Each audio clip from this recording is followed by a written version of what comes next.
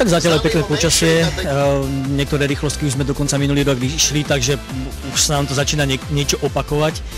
Dúfam, že sa nám nezopakuje minuloročná rána, ale vidím to zatiaľ veľmi pozitívne.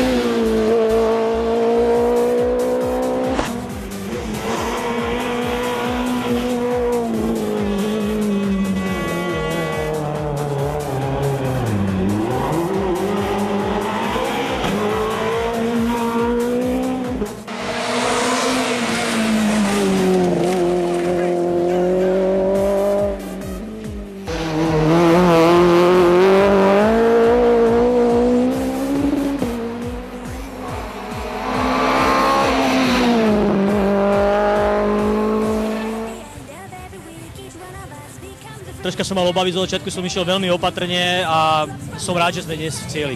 Budeme opatrne zrýchlovať, aby sme zase nespravili takú fatálnu chybu ako v Maďarsku a uvidím. Potrebujem sa dostať troška do kondície, do formy a do tempa.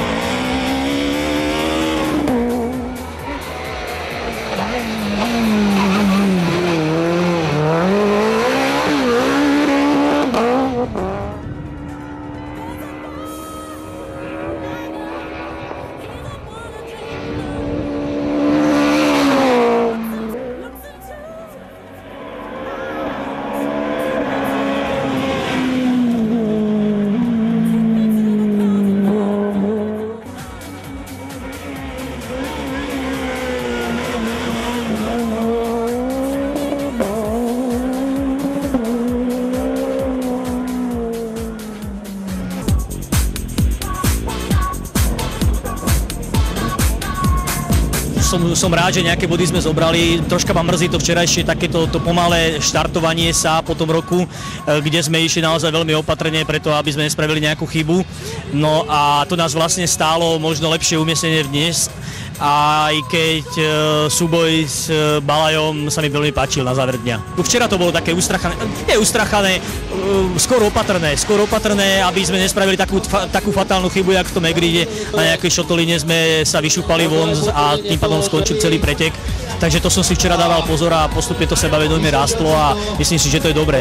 Keď to mám zhodnotiť, povedzme od môjho vstupu do rally v roku 2006, len takého pokusu v Košiciach, kde sme sa vlastne len doviezli do cieľa, tak dnešný dojazd do cieľa považujem za úplne iný a už sme si aj konečne pekne pozávodili. Dúfam, že sme aj divákov pobavili troška.